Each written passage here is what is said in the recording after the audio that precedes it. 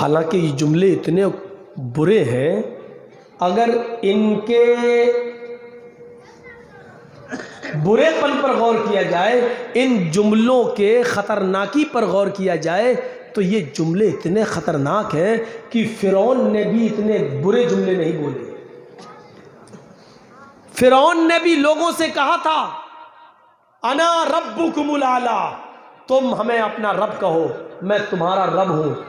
فرعون پوری زندگی بھر لوگوں کو اپنی خدائی کی طرف بلاتا تھا اور یہ کہتا تھا کہ کہو میں تمہارا رب ہوں، میں تمہارا رب۔ لیکن فرعون نے کبھی زندگی میں اپنے رب سے، اللہ سے یہ نہیں کہا کہ میں تیرا بھی رب ہوں۔ فرعون رات میں اللہ سے توبہ کرتا تھا، اللہ رب تو ہی ہے میرا، لیکن لوگوں کی نظروں میں مجھے بڑا بننے کا شوق ہے، اس لیے میں تھوڑا سا بڑا بن جاتا ہوں، تو اس پر میری گرفت نہ کرنا۔ لوگوں سے وہ یہی کہتا تھا میں تمہارا رب ہوں، لیکن اس نے کبھی اللہ سے نہیں کہا کہ میں تیرا بھی رب ہوں۔ اس نے تو اللہ ہی سے کہہ ڈالا کہ تو میرا بندہ اور میں تیرا رب۔ فرعون نے کبھی اللہ سے نہیں کہا کہ تو میرا بندہ ہے اور میں تیرا رب۔ فرعون لوگوں سے کہتا تھا میں تمہارا رب ہوں، لیکن اللہ سے نہیں۔ اس نے تو اللہ ہی کو اپنا بندہ اور اللہ کو اپنا بندہ اور اپنے آپ کو اللہ کا رب بنا دیا۔ تو بتائیے اس نے فرعون سے بھی برے جملے بولے کہ نہیں بولے؟ لیکن اللہ نے فرعون کو دریائے نیل کے اندر غرق کر دیا، ڈبو دیا، اور اس کی لاش کو قیامت تک کے لیے نشان عبرت بنا دیا۔ اپنے آپ کو خدا کہلانے والا دیکھو آج کس حال میں پڑا ہے۔ اور لوگوں، اس دنیا میں فرعون نے پوری دنیا پر خدائی کا جادو چلانا چاہا، اپنے آپ کو خدا بنانے کا دعویٰ کرتا رہا۔ آج اللہ نے اس کی لاش کی اتنی حفاظت کی ہے کہ قیامت کی صبح تک لوگ اس کی لاش کو دیکھ کر عبرت حاصل کریں گے۔ آج زمین فرعون کی لاش کو ایکسپٹ نہیں کرتی ہے۔ سمندر میں فرعون کو پھینکو تو سمندر فرعون کی لاش کو نکال کے باہر پھینک دیتا ہے۔ آج بھی یہ زندہ جاوید کرامت موجود ہے۔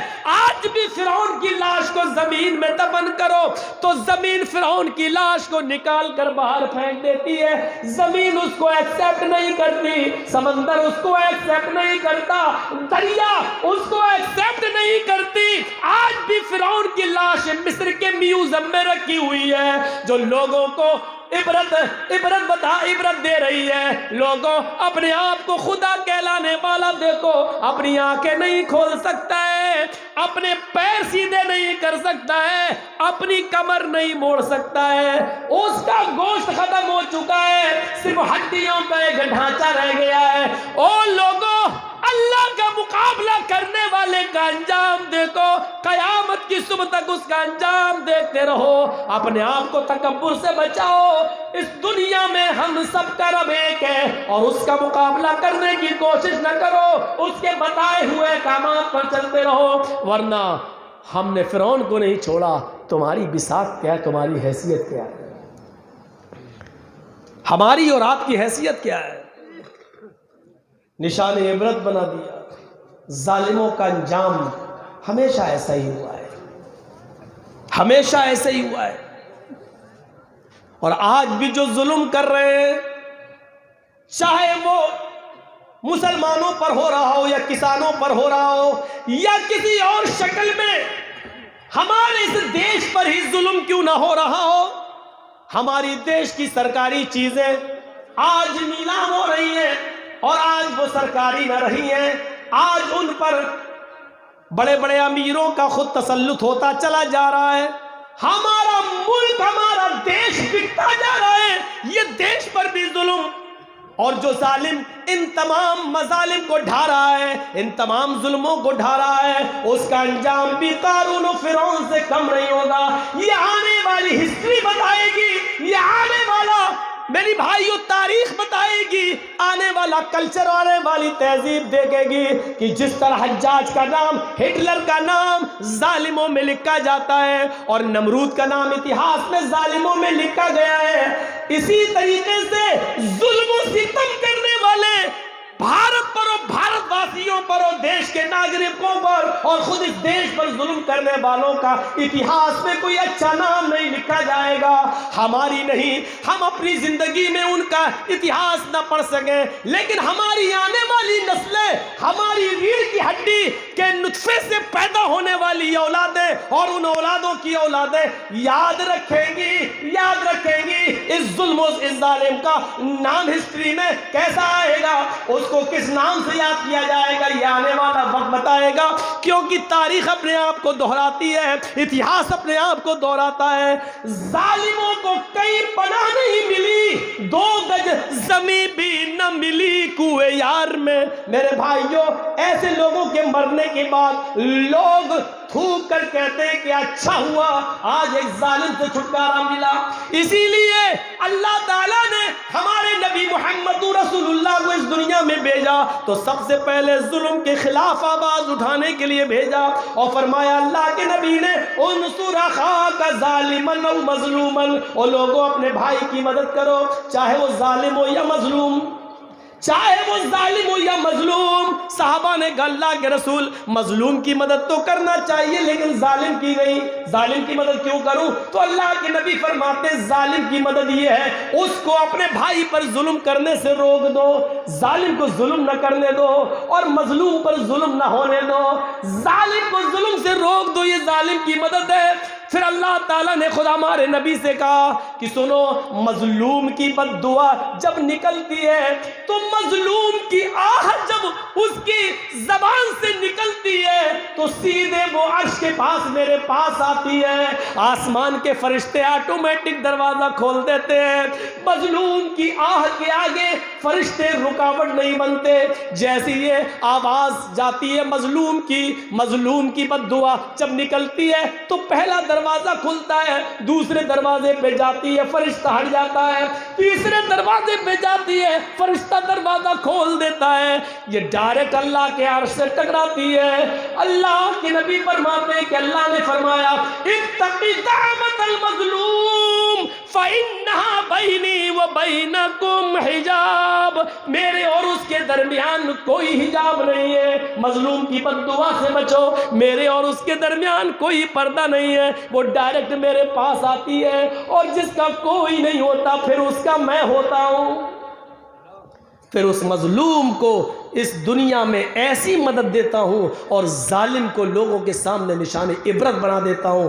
پھر اس نے کہا اے نبی لوگوں کو بتا دو کہ حکومتیں اور سلطنتیں کفر سے تو چلا سکتے ہو لیکن ظلم سے نہیں چلا سکتے ہو. جب ظلم حد سے بڑھ جاتا ہے تو پھر ظالموں کا نشان مٹ جاتا ہے، نام و نشان ختم ہو جاتا ہے. اسی لیے اللہ تعالیٰ نے ہمارے نبی کو ظالم نہیں رحمت بنا کر بھیجا اور اعلان کر دیا وَمَا أَرْسَلْنَاكَ إِلَّا رَحْمَةً لِّلْعَالَمِينَ، اے محمد صلی اللہ علیہ وسلم ہم نے آپ کو ساری کائنات کے لیے رحمت بنا کر بھیجا.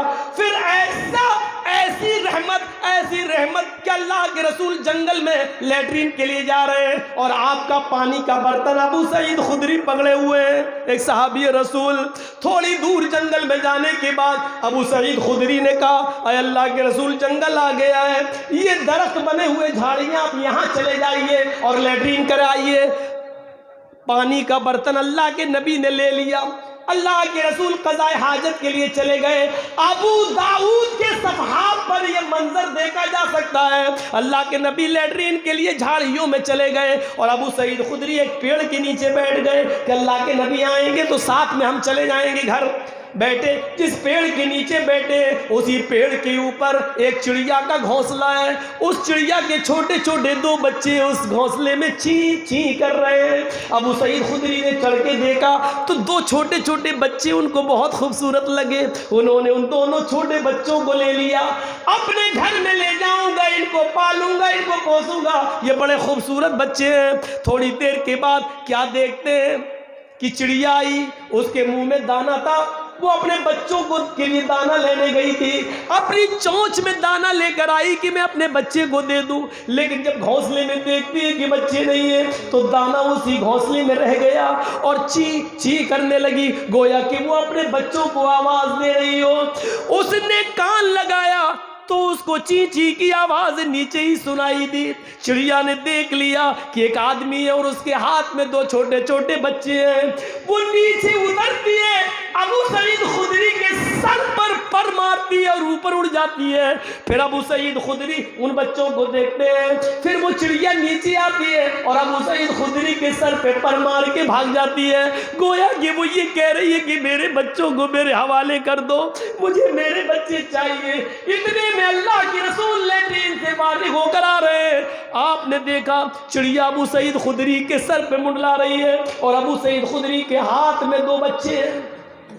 وہیں سے چیخ کر کہتے ہیں، اے ابو سعید تم نے اس چڑیا کا دل دکھا دیا، اے ابو سعید تم نے اس کے بچے لے کر اس کے دل کو ستایا ہے۔ جس طرح ہمیں اپنے بچوں سے محبت ہوتی ہے، ہمیں اپنے بچوں سے پیار ہوتا ہے، اسی طریقے سے ان پرندوں کو بھی اپنے بچوں سے محبت ہوتی ہے۔ اے ابو سعید اس چڑیا کے بچے واپس کر دو۔ ابو سعید خدری نے بچہ چھوڑا، چڑیا فوراً آئی اور اس نے چونچ سے اپنے بچے کو پکڑا اور اڑتی ہوئی گئی اور گھونسلے میں رکھائی، پھر آئی اور دوسرا بچہ لے کر گھونسلے میں رکھ دی، اور ابو سعید خدری اللہ کے نبی کے ساتھ واپس آ گئے۔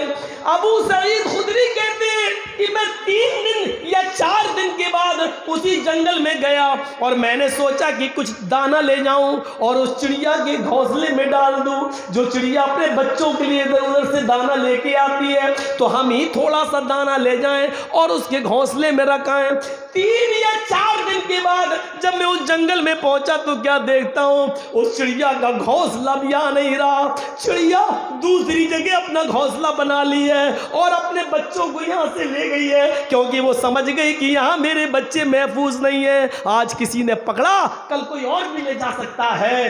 اللہ کے رسول نے دور سے دیکھ کر کہا، ابو سعید تم نے اس چڑیا کا دل دکھایا، یہ رحم تھا، اور جس نبی کے اندر پرندوں کے لیے اتنا رحم ہو، انسانیت کے لیے کتنا رحم ہوگا، انسانیت کے لیے کتنا رحم ہوگا۔ اسی لیے کسی ملک کو چلانے کے لیے، کسی دیش کو چلانے کے لیے رحم اور رحم دل کی بہت سخت ضرورت ہے، اور جس انسان کے دل سے رحم نکل جائے تو یاد رکھنا وہ نظام نہیں چل سکتا ہے۔